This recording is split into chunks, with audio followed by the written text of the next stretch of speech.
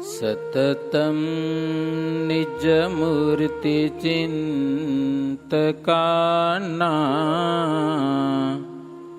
મધિકસ્વેતમનોહર પ્રકાશે હૃદિ દર્શિત રમ્ય દિવ્ય રૂપમ ભગવન્તં તમહં હરિં નમામિ. ભગવન્તં તમહં હરિં નમામિ.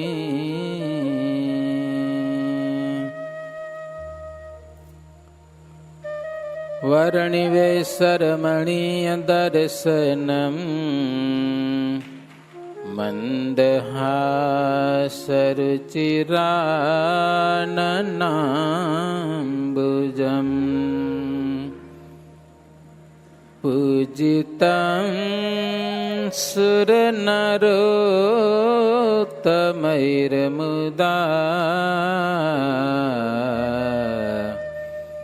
ધર્મનંદનમહં વિચિંતયે. ઓમ શ્રી હરિકૃષ્ણાય નમો નમઃ. ઓમ શ્રી ઘનશ્યામાય નમો નમઃ. ઓમ શ્રી સ્વામિનારાયણાય નમો નમઃ.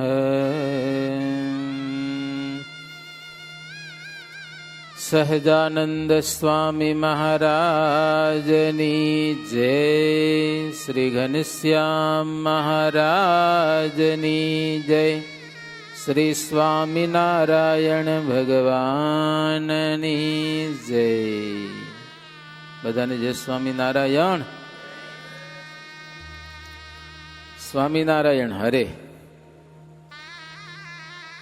સભાજનોને શ્રી હરિ કહે સાંભળો સ્નેહ સહિત ધર્મ વિશેષ હવે કહું ચારે આશ્રમ નારૂઢી રીત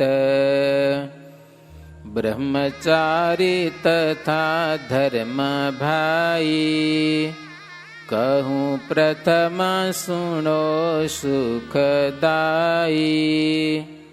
કરે સંધ્યા વંદન ત્રણ કાળ પૂજે નિત્ય તે કૃષ્ણ કૃપાળ. ભગવાન શ્રી હરિ ઉદ્ધવ સંપ્રદાયની ધર્મધોરા ઉપર બેઠા પછી પહેલી વહેલી સભામાં ધર્મનો મહારાજ ઉપદેશ કરે છે. ભગવાનને હંમેશને માટે ધર્મ પ્રિય છે. ધર્મ રહિતનો માણસ મહારાજને ગમતો નથી. મહારાજ કે પંચવર્તમાનમાંથી કોઈક પડી ગયો હોય ને તો અમને જાણે ન કરજો, લો અમને બહુ દુઃખ થાય ગયો. એટલે મહારાજ કે વર્ણના ધર્મ કયા, હવે આશ્રમના ધર્મ કહું છું. વર્ણાશ્રમ 4 આશ્રમ છે.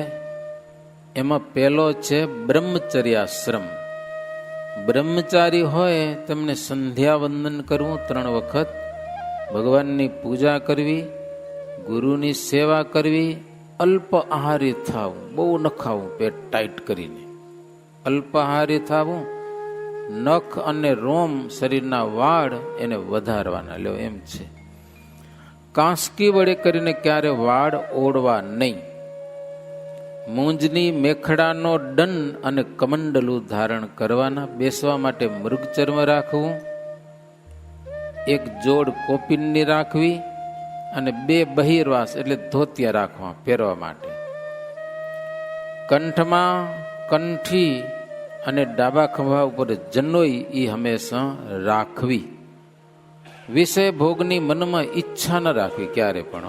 બ્રહ્મચારી છે ને, સ્ત્રીની વાત તો ક્યારે પણ સાંભળવી જ નહીં કોઈ પ્રકારની. પોતે મોઢેથી સ્ત્રીની વાત કરવી નહીં, સ્ત્રીનો સ્પર્શ કરવો નહીં, સ્ત્રી સાથે બોલવું નહીં, સ્ત્રીનું રૂપ જોવું નહીં, સ્ત્રી સંબંધી સંકલ્પ પણ કરવો નહીં.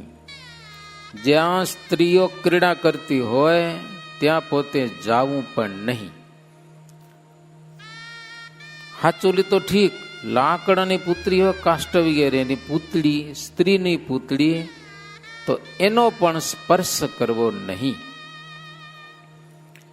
એમાં દેવીની મૂર્તિ હોય તો બાદ નથી. રાધાજી હોય કે લક્ષ્મીજી હોય કે ભક્તિ માતા હોય એની તો સંતો સેવા કરી શકે. જ્યાં સ્ત્રી સ્નાનાદિક વગેરે ક્રિયા કરતી હોય ત્યાં બ્રહ્મચારીએ ક્રિયા કરવા માટે જવું નહીં. મદ્ય અને માંસનો સર્વ પ્રકારે ત્યાગ કરવો. રોગ વીણ દીને સુવું ન ભાવે, ધન રાખે નહીં રખાવે, તજ લોભ ને ક્રોધ ન કરે, તજ સ્વાદ ને માન ન ધરે. માંદા થયા વિના દિવસે સૂવું નહીં, ધન રાખવું નહીં અને કોઈની પાસે રખાવવું નહીં. પછી લોભ અને ક્રોધ, સ્વાદ, માન, કામ, ક્રોધ, લોભ, રસ, માન વગેરે તજવું, પંચવર્તમાન પાડવા. આવું એક અચળ વ્રત ધારણ કરે અને વેદનો અભ્યાસ કરે એ બ્રહ્મચારી. અને ભગવાનની ભક્તિ કરવી. વેદનો અભ્યાસ કરે ત્યાં સુધી બ્રહ્મચર્ય પાડવાનું હોય. ભણે ત્યાં સુધી બ્રહ્મચર્ય પાડવાનું, ત્યાં સુધી આડું બહુ ના કરવાનું. વિદ્યાનો અભ્યાસ થઈ ગયા પછી મન જોવું. મન કેવું છે? જો મનમાં કામ વાસના હોય તો લગ્ન કરવાના, અને મન જો નિર્વાસનિક હોય ને તોથી આખી જિંદગી બ્રહ્મચારી રહેવાનું. છૂટી સમજા કે નહીં? નૈષ્ઠિક બ્રહ્મચર્ય વ્રત પાડવાનું, હરિભજન કરવાનું. આજના જમાનામાં ઘણા બધા છે. મારે દુબઈમાં એક પરિવાર છે, સમજા ને, ગુજરાતના છે, બ્રાહ્મણ છે. બધા બ્રહ્મચારી લ્યો, બધા બ્રહ્મચર્ય પાડે. બાપા છે, એનો એક છોકરો છે, પછી એની લગભગ દીકરી છે, બધા બ્રહ્મચર્ય પાડે. લગ્ન કરવા નથી ને કર્યા નથી, બસ. ધંધો જબરજસ્ત છે, સમજે ને, કરોડોની આમદાની છે, કરોડોની. પણ લગ્ન નથી કરવા, બોલો, સત્સંગ કરવો છે, એવું બધું છે. જેને કરવું હોય એને છૂટી, શાસ્ત્રમાં ના નથી કહેવાનું એટલું, સમજા. પરણવું જ પડે એવી કોઈ જરૂર નથી. જો મનમાં વાસના ન હોય પરણવાની તો આખી જિંદગી ઉદ્ધવ રહેતા બ્રહ્મચારી રહેવું. અથવા તો હાલો લગ્ન કરવા છે તો ઉપકુર્વાણ બ્રહ્મચારી થવું. 1 વર્ષ સુધી કે 5, 10 કે 12 વર્ષ સુધી બ્રહ્મચર્ય પાડવું, અથવા તો લગ્ન પછી બ્રહ્મચર્ય પાડવું અમુક વર્ષો સુધી, પછી ગ્રસ્તાશ્રમ માંડવો, સમજ્યા ને. શાસ્ત્રમાં બધી છૂટી છે. પછી તમે શું કરો એ તમારી ઈચ્છાની વાત છે. હવે પછી જો પરણવું જ હોય તો સમાવર્તન સંસ્કાર એટલે ગ્રસ્ત થવું છે તો વિદ્યાભ્યાસ પછી ગુરુને દક્ષિણા આપી અને પોતાની જાતિની કન્યા હોય એની સાથે બ્રાહ્મણ અને અગ્નિની સાનિધ્યમાં પરણવું. આજે બધા કેટલાક હોય કોર્ટમાં જઈને હાર પહેર્યા આવે, સમજ્યા કે નહીં, નામ લખાય આવે, લગ્ન થઈ ગયા. એ લીગલ લગ્ન ન કહેવાય, સમજ્યા ને. સરકાર ભલે હલાવી લે, વાંધો નહીં. શાસ્ત્ર પ્રમાણે હાલતા હોઈએ ને તો બ્રાહ્મણ અને અગ્નિની સાક્ષી લગ્ન થાય, એ લગ્ન સાચા કહેવાય, વેદ વિધિ સહિત. તો શ્રીજી મહારાજ કે આ પ્રમાણે બ્રહ્મચારીના ધર્મ કહ્યા. અને હવે પછી એ જો ગ્રસ્ત થાય છે તો ગ્રસ્તના ધર્મ સંભળાવો. હવે જો ગ્રસ્તના ધર્મ મહારાજ કહે છે કહું ગૃહસ્થ ના ધર્મ તે સહુ સુણો થઈ સાવધાન સ્નાન સંધ્યા જપ હોમ કરી કરે સ્વાધ્યાય સદગુણવાન.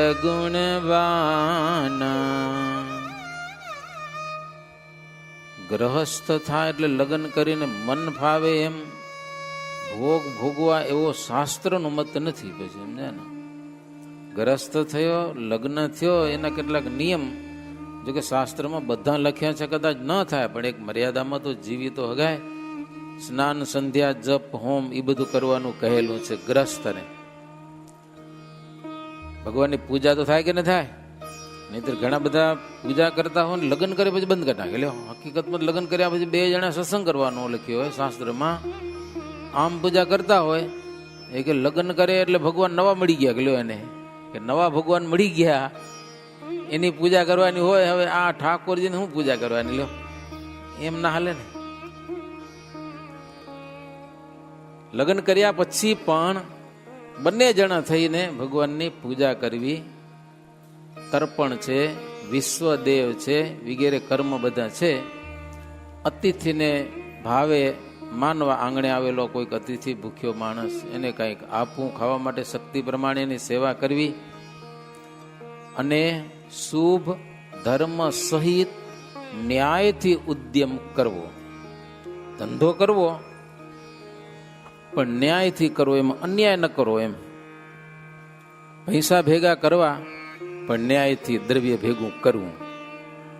અને જેટલો પોષણ કરવા જેટલો છે પોતાને, મા બાપ છે, ઘરના માણસ છે, છોકરા છે, પોષ્ય વર્ગ, એનું પ્રેમથી પોષણ કરવું.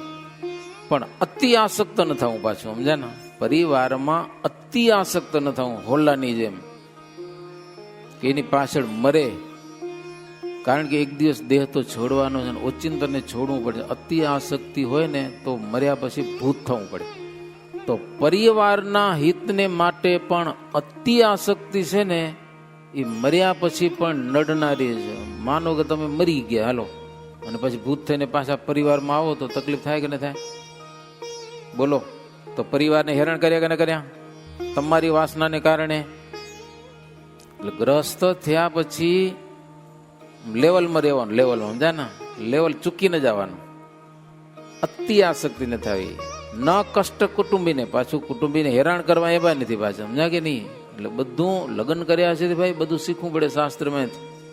નિત્ય સંત સમાગમ કરવાનો અને કુસંગ તો ક્યારે પણ કરવાનો જ નહીં. અને પર નારીને કામ ભાવનાથી ક્યારે પણ જોવી નહીં. ભલે ગ્રસ્ત હો તો શું થઈ ગયું? નહીં. શ્રાદ્ધ કે પરવણીના દિવસો હોય, વ્રતના દિવસો હોય, તે દિવસે પોતાની સ્ત્રીનો પણ સંગ તજવો, વિધવા નારીનો સ્પર્શ ન કરવો વિના આપતકાળે. માત સુતા ભગિનીની સાથે, પોતાની મા હોય કે દીકરી હોય કે બેન હોય એની સાથે પણ એકાંત સ્થળમાં ગ્રહસ્થોએ પણ રહેવું નહીં. પછી કંઈક વ્રત કરે તો એને ઉદ્યાપન કરવું. કરે છે ને ઉદ્યાપન. કોઈક યાત્રા કરી આવે તો કંઈક ઉદ્યાપન કરે તો કંઈક ઉદ્યાપન કરવું. અને ચોરી ક્યારે પણ કરવી નહીં. ચોરી છે ને એ મોટો ગુનો છે, બહુ જબરો. ચોરી એટલે બહુ ગુનો. એમ ચોરી કોઈ વસ્તુની ન કરવાની. અને જુગાર રમવો નહીં. આજે કેટલાક નવરા પછી ગામને ઓલા ઓટા હોય ને મારા, એ પત્તા રમે પડે. લ્યો, ડોહા ડોહા મજા. કેટલાકે મજા બોરી આવે કે જાને મરી જાઓ ક્યાંક પત્તા રમીને. ભાઈ ભગવાન મળ્યા, ક્યાંક ભગવાનને હમરણ કરો. ક્યાંક ક્યાંક તો જલાઈ જાય. સમજા ને, પોલીસ વાળા આવે ને જુગાર રમતા, પોલીસ વાળા ચાલી જાય. સમજા ને, સરકારનો ગુનો છે. ભગવાનનો તો ગુનો છે પણ સરકારનો ગુનો. એક જગ્યાએ જલાણા, સમજા, પોલીસ વાળા જાળી લીધા. પછી કે અમે રમતા નતા એટલે અમે જોતા હતા. કે લ્યો, જોતા હતા તો પોલીસ વાળાને મેથી પાક ખાઈ ગયા. સમજા, જો જુગાર કોઈક રમતા હોય ને એ જોવું ને એ ગુનો છે. હા, એ આપણો ભારત સરકારનો ગુનો છે. એટલે એ જુગાર રમવો નહીં ને એ જોવું નહીં. મદ્ય અને માંસનો આહાર ક્યારે પણ કરવો નહીં. આપતકાળ પડ્યા વિના કરજ ન કરવું. સમજ્યા ને? ધંધો કરવા જાઓ તમે, બહુ આગળ વધી જાઓ અને પછી સારું પૂરું થાય નહીં ને જેમને તેમ થઈ જાય હમણાં અમુક વર્ષો પહેલા ખબર હે ને કેટલા બધા કેમ તકલીફ થઈ ગઈ ખબર હે, એ જમીન લીધા કરે, રૂપિયા ઉપાડી જમીન લીધા કરે, સમજ્યા ને? પછી હારે જમીનનો ભાવ ઘટી, હવે કરવું શું? એ હજી બોકા નાખેલા કેટલાક, સમજ્યા? મને ગરીબ ભગત કે સ્વામી અમે આમ શેઠિયા કહેવાય, સમજ્યા ને, કરોડપતિ, પણ જમીન લઈ નાખી, હવે ગાડીમાં ડીઝલ નાખવા પૈસા નથી, એટલે કરવું શું હવે? જમીન વેચાય તો થાય, જેટલા રૂપિયાની લીધી એટલાને વેચાય, એને ભાવ ઘટી ગયા, હવે કરવું શું? હવે જમીનના ભાવ ઘટે એટલે ઓછામાં ઓછા 10-12 વર્ષે વધે, પછી તઈ હજી શું કરવું? જમીનમાંથી રૂપિયા નીકળ્યો તો નહીં, ખેતી કરો તો નીકળે, પડીઓમાં તો કાંઈ ના નીકળે. એટલે બહુ બથન ભરાવવાની, સમજા કે નહીં? શું ને શું થઈ જાય કાંઈ નક્કી નહીં. વિના આપતકાળે મહારાજ કે ખોટું કરજ કરવું નહીં, જોઈ વિચારીને ધંધામાં આગળ વધવું. મા બાપની સેવા કરવી, મા બાપની આજ્ઞામાં રહેવું, વડીલોની આમના જાળવી, આ ગ્રસ્તનો એક નિયમ છે. બેફામ થઈને ગ્રસ્ત વર્તે નહીં. હવે ગ્રસ્તમાં પણ જે શ્રીમંત હોય, પૈસાદાર, એમણે તો પૈસા વડે કરીને વિષ્ણુ યાગ વગેરે ઉત્સવો કરવા મોટા હરિમંદિરોમાં. પરવણીનો દિવસ હોય, અમાવાસ્યા હોય, આપણી અમાસ આવી દીજો, તેથી શું આપણે ઉજવણી કરવા જવાની છે ને દીદી, તો તે દિવસે કંઈક ખર્ચો કરવો, એમ તીર્થમાં કે સાધુ બ્રાહ્મણોને જમાડવા કે એવું કંઈક કરવું, અથવા તો નાના પ્રકારના દાન દેવા. ન્યાય થકી ધન મેળવે, અંશ 10 કે 20મો ભાગ, ધર્મ નિમિત્ત જે વાવરે, થાય દ્રવ્યની શુદ્ધિ તે. ન્યાયથી ધન મેળવ્યા પછી દશાંશ કે વિંશાંશ ભગવાનનો ભાગ કાઢવો, જેને કરીને દ્રવ્યની શુદ્ધિ થાય. આપણે કમાણામાં 100% આપણો ન્યાય ન હોય, ક્યાંક અન્યાય થઈ જાય કોઈ પણ ધંધામાં, તો એ શુદ્ધ દ્રવ્યથી જીવન છે ને એ જીવન સુખી થાય છે. એમાં જો અશુદ્ધ દ્રવ્ય થયું તો એ દ્રવ્ય દુઃખી કરે છે, પરિવારને સુખી થવા ન દે. દ્રવ્યની શુદ્ધિને માટે 10મો ભાગ કે 20મો ભાગ મહારાજ કે દેવને અર્પણ કરવો. દેવ, ગુરુ અને સાધુ એની સેવા કરવી શક્તિ પ્રમાણે, ક્યારે પણ કપટ ન કરવું. દેવ, ગુરુ કે સંતનો દ્રોહ ક્યારે પણ ન થાય એવી રીતે વર્તવું. એવું ક્યારે પણ વચન પણ ન બોલવું. કોઈનો દ્રોહ થઈ જાય ને એવું બોલવું નહીં, આપણે ધ્યાન રાખવાનું. કારણ કે દેવ છે, ગુરુ છે, ભગવાન છે, એ કલ્યાણના દાતા છે. એની નિંદા કોઈ દી કરાય નહીં. હોય તો એ રાખે, આપણે બોલવું નહીં. કોઈક બોલે ને તો ના પાડી દેવાની, જરૂર નથી વાતો કરવાની. એવી ભગવાનની વાતો કરો એમ કહી દેવાનું. ઘણી વાર આપણે એમ રસ બહુ પડે, સમજે ને, કોઈકની નિંદા કરવામાં રસ બહુ પડે, પણ રસ બહુ ખરાબે, પરિણામે ખારો હોય રસ, સમજા? એટલે નિંદા દ્રોહમાં કોઈને પડવું નહીં. મહારાજ કે આવી રીતે સંક્ષેપથી તમને ગ્રસ્તના ધર્મ સુણાવ્યા, હૃદયમાં રાખજો અને સૌ સત્સંગ કરજો. ધર્મ તો ઘણા બધા છે, પણ બહુ ટૂંકથી મહારાજ કે મેં કયા છે. હવે જે શુદ્ર હોય ને, ચોથા વર્ણમાં શુદ્ર વર્ણ, એને મહારાજ કે હંમેશા ગ્રસ્ત આશ્રમમાં રહેવું. એને પછી બ્રહ્મચર્ય આશ્રમમાં કે વાનપ્રસ્થ કે સંન્યાસ આશ્રમમાં જવું નહીં. એને ગ્રસ્ત જ રહેવું, એનો એ શુભ ધર્મ છે. પછી વસટકાર, સ્વાહા, શ્રદ્ધા વગેરે મંત્ર વિના એને કંઈક યજ્ઞ ક્રિયા બ્રાહ્મણ દ્વારા એને કરવી, એને બધા મંત્રોનો હક નથી એને, એટલા માટે. અથવા તો પુરાણના મંત્રો દ્વારા એને જે યજ્ઞ જાગાદિક વિધિ બધા કરવાના. બાકી મહારાજ કે ભારત છે, ભાગવત છે, એની કથા સાંભળવાની, સમજ્યા કે નહીં? એ અમે સાંભળવાની બધાએ. ભગવાનનો ભક્ત બ્રાહ્મણ હોય ને એના મુખે કથા સાંભળવાની. એ પણ ધ્યાન રાખવાનું. પાછું કુસંગીતની કથા સાંભળશો ને તો એ બધી ક્યાંક આડોવાર ખેંચી જશે. હવે નારીઓ ના કહું ધર્મા, તમે સાંભળો સૌ તેનો મરમા.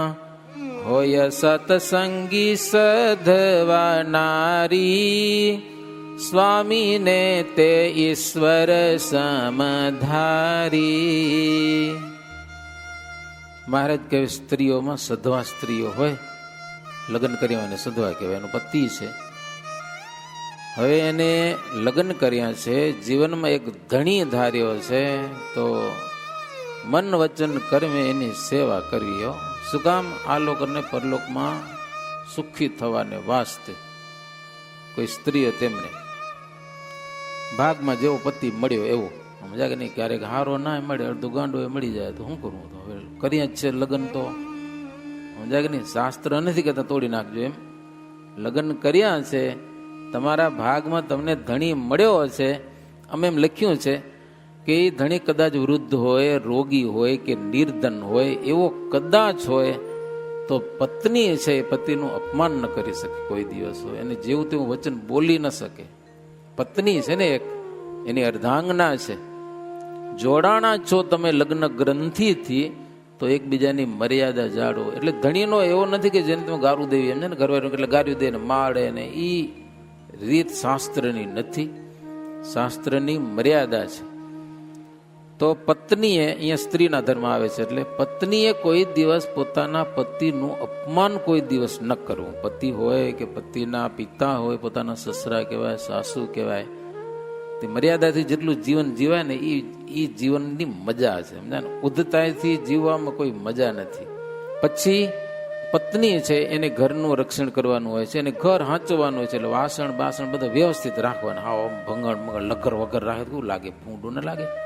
ઘરને સાફ રાખવું પત્નીનો ધર્મ જ. ધંધો કરવો એ પતિનો ધર્મ છે. હવે તો જો કે બે ધંધા કરવા લાગી જાય, એટલે કેમ કરતા ખબર નથી. લગ્નમાં તો બે ટાઈમે લગ્ન આ શું ધંધો કરવા જાય, પછી ઘરના કામ એ કરતા થશે ભલે, પણ કેમ કરતા હશે એ જાણે, આપણે ખબર ન ભલે. સમજાય ને? પણ હકીકતમાં શાસ્ત્ર પ્રમાણે પતિને ધંધો કરવાનો છે, ઘરનું હાંચવાનું. એમાં જો છોકરા થયા પછી કામે જઈ જ ન શકાય, તો છોકરા કોણ હાંચવે ઘરે? બોલો. અહીંયા તો હાલે, મા બાપ હોય, એટલે વિદેશમાં પોતે બે જ વનોવની રહેતા હોય. હવે ઘરમાં છોકરા જન્મે પછી ધંધો કરવા જાય. અરે કેટલીક જગ્યાએ ધંધો કરવા જાય છે, પણ પગારદાર માણસો રાખેલો છોરાને હાંચવા માટે. એને પગાર દેવાનો, પોતે ધંધો કરવા જાય. એ આમ બરોબર ન કહેવાય. સમજાય કે નહીં? એટલા વર્ષો સુધી ધંધો કરવા ન જાઓ. બીજું શું? એનો ધણી તો કમાતો જ હોય ને. છોકરાને હાંચવાના, છોકરાને સંસ્કાર દેવાના, છોકરા મોટા કરવાના. આ એક સનાતન ધર્મના નિયમની એક મજા છે એમ. ઘરના વાસણ સાફ સુફ રાખવાના. સધવાનારી પાપીનો સંગ ન કરવો. હિત વચન હંમેશા બોલવું. તીર્થ, વ્રત, દાન જે કાંઈ કરવું હોય તો પોતાના પતિની આજ્ઞાથી કરવું. જીવનમાં ઉદ્ધતપણું ન રાખવું. સ્ત્રીઓ કોઈ દિવસ ઉદ્ધત ન થવું. હાવ પારકા પુરુષનો હંમેશા સંગનો ત્યાગ કરવો. હવે વિધવાના વાત કરે છે. વળી હોય જે વિધવા નારી, સેવે કૃષ્ણને નિજ પતિ ધારી. કામ ભાવથી તો કદી વાત, ન કરે ન સુણે સાક્ષાત. હવે મહારાજ કે વિધવા સ્ત્રીઓ હોય તેમણે ભગવાનને પતિ ભાવે કરીને ભજવા, પૂજવા. કામ સંબંધી વાત છે કોઈ પણ એ કરવી નહીં, ક્યારે પણ સાંભળવી નહીં. બને ત્યાં સુધી પુરુષોની સાથે આમથી વાતો ન કરવી, એનો સ્પર્શ ન કરવો. આપતકાળમાં અડાય કે બોલાય તો વિધવા સ્ત્રીઓને દોષ નથી. વળી વિધવા સ્ત્રીઓએ પોતાના પિતા કે પુત્ર એની આજ્ઞામાં રહેવું, સ્વતંત્ર ક્યારે પણ થવું નહીં. હાવ મન ફાવે એકલા મન ફાવે એમ કરવાનું, આજ્ઞામાં રહેવાનું. હો, સ્વતંત્રતાનો નિષેધ છે. ઉપવાસ, વ્રત વગેરે કરવા, દેહનું દમન કરવું, એકવાર જમવું, રોગ વિના પથારી ન કરવી, શરીરમાં અત્તર, તેલ, ફૂલેલ બહુ લગાવવું નહીં, પાનબેડું વગેરે ખાવું નહીં, શરીરમાં કંકુ કે કાજળ કે એનાથી શરીરને બહુ શણગારવું નહીં, ઝીણા બહુ વસ્ત્ર પહેરવાની, તારવાળા ઝગમગ થાય એવા, ન ધરે અંગે રૂડા રૂપાળા વસ્ત્રો, જેને જોઈને કે બીજાને કોઈક મોહ થઈ જાય એવું. દિવસે નિદ્રા ન કરે, વેશ્યા વગેરે જેવી સ્ત્રીનો સંગ ન કરે, નિસ્દિન ભગવાનની ભક્તિ કરે એવા વિધવાઓના મહારાજ કે ધર્મ છે. હવે અવર જ્ઞાતિ કેટલીક આમાં લખ્યું છે. કોળી હોય, વાઘરી હોય, ચમાર હોય, મૈસૂરી હોય, એવી જે અથવા તો એનાથી શંકર જાતિ હોય, એને જો કલ્યાણની ઈચ્છા હોય, મોક્ષની ઈચ્છા એવામાંથી કોકને હોય છે, તો એને હંમેશા પાપ કર્મ જ છોડી દેવાના, પોતાના કુળને ઘટિત કામ કરવાના, હિંસા ક્યારે પણ કરવી નહીં, મદ્ય માંસ ચોરી વ્યભિચાર એનો સદા સર્વદા ત્યાગ કરવો અને સર્વ પ્રકારે સત્સંગ કરવો. લ્યો, ગમે તે જ્ઞાતિ હોય સત્સંગ કરવાની છૂટ.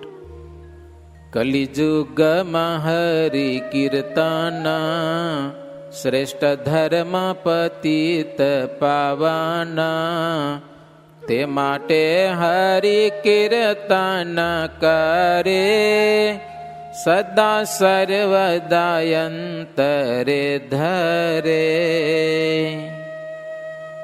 કલિયુગમાં હરિ કીર્તન છે ને શ્રેષ્ઠ ધર્મ છે, પતિત પાવન. ગમે એવો પતિત માણસ હોય ને એને પાવન કરી દે. એટલે થોડા કીર્તન શીખી રાખવાનું, સમજ્યા ને. હવે આવો ને દર્શન કરવા, એકાદું ભગવાન સંભળાવતા જવાનું કીર્તન. કીર્તન સાંભળે ને ભગવાન રાજી બહુ થાય. સભામાં કદાચ શરમ આવે તો એકલા એકલા ભગવાન સંભળાવી દેવાના. ઠાકોરજીને કીર્તન સંભળાવે ને તો ઠાકોરજી રાજી થાય. શીખવા ચાતુર્માસ ચાલે છે, સમજ્યા ને. એકાદ બે કીર્તન શીખી લેવાના ગમે એ. તો મહારાજ કે એ શંકર જાતિના ધર્મ હતો. હવે વાનપ્રસ્થની થોડીક વાત કરું. 50 વર્ષ થઈ જાય, છોકરા ધંધે લાગી જાય કે નિવૃત્ત જેવો થવાનો સમય આવે ને ત્યારે પતિ પત્ની બને કાં તીર્થમાં ક્યાંક અથવા તો જંગલમાં હાલી જવાનું. નિષ્કામ ધર્મનું પાલન કરવાનું. આયુષ્યનો 3જો ભાગ કહેવાય. વનમાં જઈને તપસ્યા કરવી, ધર્મનું પાલન કરવાનું. હવે સ્ત્રીને વૈરાગ ન હોય તો શું કરવું? એ કે હું નહીં હાલું, તમને જાઉં જાઓ. તો બસ સ્ત્રી હોય પોતાની પત્ની એટલે પોતાના પુત્ર વગેરેને હોંપી અને પોતે એકલા હલા જવાનું વનમાં. ત્યાં જઈ ઠંડી ગરમી વરસાદની ધારાઓ સહન કરવી. એક પર્ણકુટી બનાવવાની, એમાં અગ્નિ રાખવાનો, ઓલાઈને જાય એટલા માટે પોતાને બહાર રહેવાનું, સમજાય ને. નિર્ભય થઈને ભજન કરવાનું. બોલો, તીર્થમાં ત્રિકાળ સ્નાન કરવાનું, હોમ કરવાનો, નખ કેસ વગેરે વધારવાના, ફલાહાર કરવાનું, ખેડિયા વેનાનું અનાજ પાક્યું હોય એ જમવાનું, સામો વગેરે જમવાનું. તીવ્ર વૈરાગ જો હોય તો પછી સંન્યાસ આશ્રમ પૂરો થાય પછી સંન્યાસી, વાનપ્રસ્થ પૂરો થાય પછી એને સંન્યાસી થવું. તો સંન્યાસીના પણ ધર્મ કહી દઉં છું. બહિર્વાસ એક જ ધરે રાખે કૌપીના 2 સંન્યાસ, જડ ગરણું કંથા તથા રાખે દંડક મંડળ પાસ. હવે સંન્યાસ આશ્રમ છેલ્લો આશ્રમ છે. એ બહિર્વાસ એટલે ધોતિયું એક જ રાખે પણ કોપીન 2 રાખે, બદલાવા કામ આવે એમ. એક જલગરણું રાખે, એક ગોદડી રાખે, દંડ અને કમંડલ રાખે. ઇન્દ્રિયોને સર્વ પ્રકારે જીતે, બને ત્યાં સુધી ભગવાન પરાયણ થઈને એને રહેવું, ભગવાનને ભૂલવાના નહીં. અષ્ટાક્ષરનો મંત્ર જપ કરવો અથવા તો ઓમ નમો નારાયણાય એનો જપ કરવો. જ્ઞાન વિજ્ઞાન જેનાથી આત્મામાં સંતોષ થાય ને એવી રીતે એમ કરવું. ભાવ સહિત ભગવાનને ભજવા.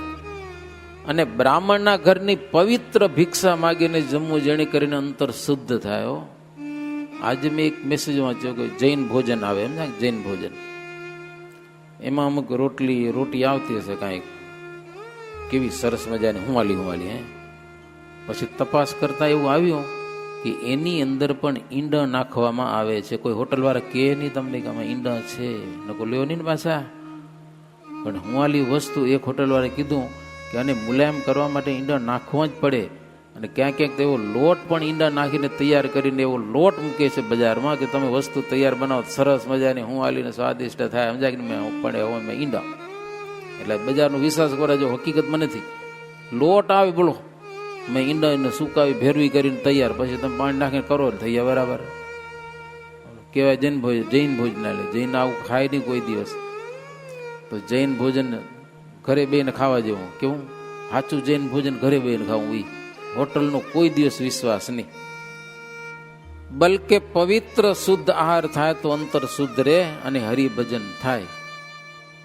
પછી મહારાજ કે એવી ઘણી બધી સ્મૃતિઓ પણ છે કે કળિયુગમાં વાનપ્રસ્થ અને સંન્યાસ આ 2 આશ્રમ લેવા નહીં, કારણ કે બહુ અઘરા છે કળિયુગમાં.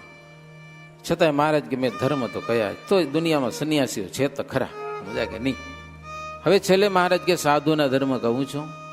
જેને પરમહંસ કહેવાય, જે અચ્યુત ગોત્રી કહેવાય. અમારે કોઈ ગોત્ર નહીં, એમ કઈ જ્ઞાતિ જાતિ અમારું એ કાંઈ નહીં, સમજ્યા ને, અમે સાધુ જ કહેવાય. વૈષ્ણવ પણ કહેવાય, એક પરમહંસ પણ કહેવાય, ભાગવત પણ કહેવાય, અને કેવળ પરમહંસ કહેવાય. ભાગવત પરમહંસ કહેવાય, કેવળ પરમહંસ કહેવાય. શાસ્ત્રમાં અનેક નામ છે. પરિવ્રાટ કહેવાય, યતિ કહેવાય, ભિક્ષુક કહેવાય. જે છે પરમહંસ ભાગવત મુનિ ભિક્ષુક ત્યાગી ગણાય, એ ત્યાગી સાધુ છે. અચ્યુત ગોત્રી જેનું કોઈ ગોત્ર નથી, ભાગવત પરમહંસ મહામુનિ ક્યાં કીધા છે, એવા શાસ્ત્રમાં અનેક નામ છે. એવા મહારાજ કે સંતો તેમને ત્યાગી સાધુઓ ભક્તિ હરિની નવધા કરે, ક્ષણ વ્યર્થ ન કાઢે કાઢે. અષ્ટ પ્રકારે સ્ત્રી તજે, જીવ્યા સુધી બુદ્ધિ વિસાડ. ત્યાગી સંતોના ધર્મ એમ કહે છે, નવધા ભક્તિ ભગવાનની કરે, અષ્ટ પ્રકાર સ્ત્રીનો ત્યાગ કરે, વ્યર્થ સમય વ્યતીત કરે નહીં, સ્ત્રૈણ પુરુષનો સંગ ન કરે. કોઈક પુરુષે સ્ત્રીનો વેશ ધારણ કર્યો હોય તો એનો પણ સ્પર્શ કરે નહીં. ચિત્ર વગેરેની નારીને પણ જુએ નહીં, અડે નહીં, ધન રાખે રખાવે નહીં, રસાસ્વાદ કે માન એનો ત્યાગ કરે, અંતર શત્રુને જીતે, સદાયને માટે ભગવાનનું ધ્યાન કરે. સત્ય, દયા, દમ, ક્ષમા, તપ, શૌચ, વિજ્ઞાન, વૈરાગ્ય, ધીરજ, આ બધા ગુણો છે ને એ ભગવાનને રાજી કરવા માટે પોતાના જીવનમાં અપનાવે. મહારાજ કે અમારા સંતો તેમણે મુદ્રા તિલક ને મંત્ર વળી નિજ દેહ વેશ ધરાય, ભોજનનો વ્યવહાર તે સંપ્રદાય પ્રમાણે થાય. મુદ્રા એટલે છાપું, તિલક ચાંદલો, એ દેહમાં વેશ ધારણ કરવાનો સંપ્રદાય પ્રમાણે, અને ભોજનનો વ્યવહાર છે ને એ પણ સંપ્રદાય પ્રમાણે કરવો. આ પ્રમાણે ધર્મની વાત કરી હો. ધર્મ કરમ સર્વયાશ્રમોના, લવ લવ માત્ર કહ્યા સહુ જનોના. સુણી નિજ નિજ ધર્મ પાડશે તે, મુજ મનમાં પ્રિય સર્વથા થશે તે. મહારાજ કે ધર્મ ને કર્મ, આશ્રમ, વર્ણાશ્રમ બધાને જે પાળશે ને એ મને વહાલા થશે, જે ધર્મ પાળશે તે. इति श्री बिहारीलाल जी आचार्य विरचिते हरिलीलामृते पंचमकड़ से चिंत्यानंद वर्णींद्र अभयस्येन्द्र संवादे आश्रम धर्म कथन नामा द्वितीयो अध्याय. सहजानंद स्वामी महाराज नी जय.